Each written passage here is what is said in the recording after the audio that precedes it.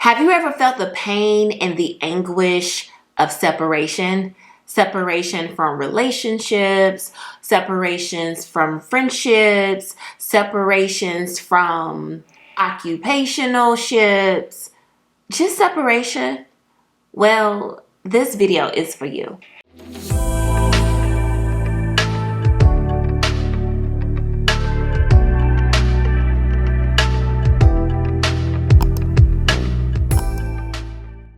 Hey girl, hey, it's me, Rachel Simone, your Christian life and wellness coach, and I am here today to talk about 3 reasons behind the separation and to give you a different perspective, a God perspective. So separation, I know all about it.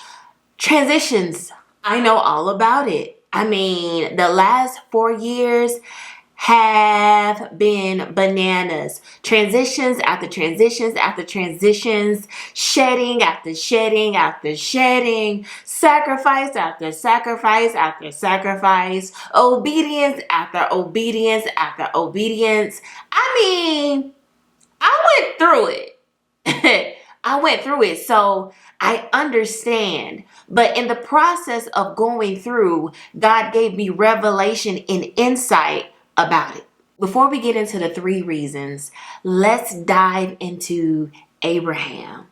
Abraham can be found in the book of Genesis, which is the very first book of the Bible. Specifically, we are going to Abraham, at this time, Abram, chapter 12 of Genesis. And God says to Abram, the Lord had said to Abram, go from your country, your people, and your father's household to the land I will show you. I will make you into a great nation, and I will bless you. I will make your name great, and you will be a blessing. Here, the commandment is for Abraham, or for Abram at this time, to separate. He had to separate in order to become. God laid out the blueprint, the equation to Abraham. Leave, and then I will make you a great nation. But he could not become a great nation until he left. I want to put language to this. I want to put a term to describe this particular type of separation, because I believe that there are different categories, because there are different purposes, to separate. But this type of separation, I want to label and I want to refer to as destiny incubation. The process of becoming who you're supposed to become in order to walk into and fulfill your God-ordained destiny. So separation becomes a destiny incubator. It's the environment in which you become. So you're leaving a space of familiarity, and then you're going into a place of discomfort. The discomfort is where you become. The friction is where you become. So it's not that you've done anything wrong, and it's not that the people that you were attached to were necessarily bad. You just had to separate in order to become who you're supposed to become. Abram became as and after he was obedient to the instruction to leave, to come from that country. Okay? I can relate to this God. I can relate to the God that commands you to separate from the very thing that you know.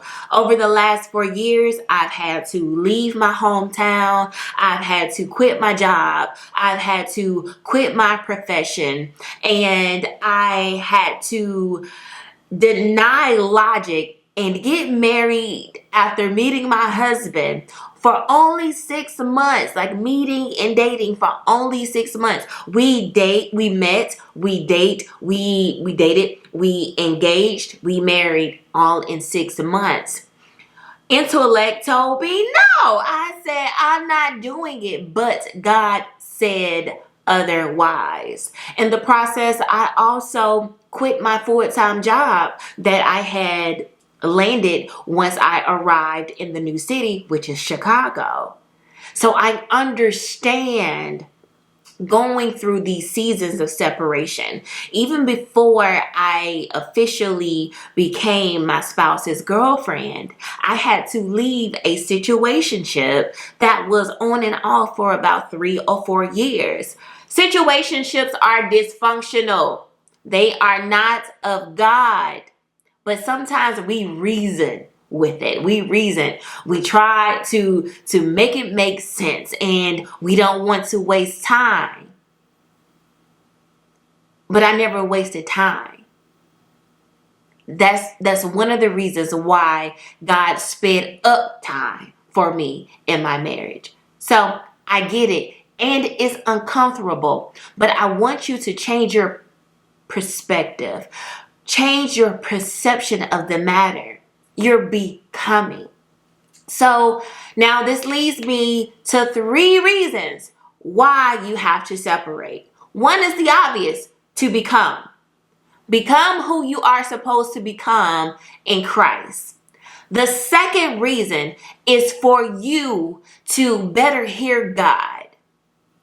For you to better hear God, for you to better be able to identify his voice and identify his instructions, because it's very easy for us as people, as women and men that deal with abandonment, that deal with rejection, and that deal with insecurities, to put others people's ability to hear God and put others people's gifts into a place of idolatry where they become the source of our hearing from God. So God snatches you away. Hear me, follow me. That's reason number 2. The third reason is to know God on a deeper level. It's relationship. Every time God gives you an instruction, every time it's time for you to be obedient. Every time it's time for you to shed an OU. Every time it's time for you to lay yourself on the altar of sacrifice. It's an invitation to know God more deeply and deeper. Okay? So, separation is not bad. It feels funky, but it's not bad. So I encourage you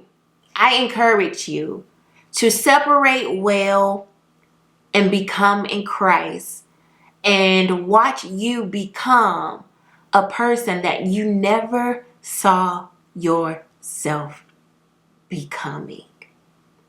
So for whoever is watching this, it is my prayer that this video has comforted you, and that you walk boldly in this transition, that you submit yourself to God in the process, that you walk in a greater level of humility in this process.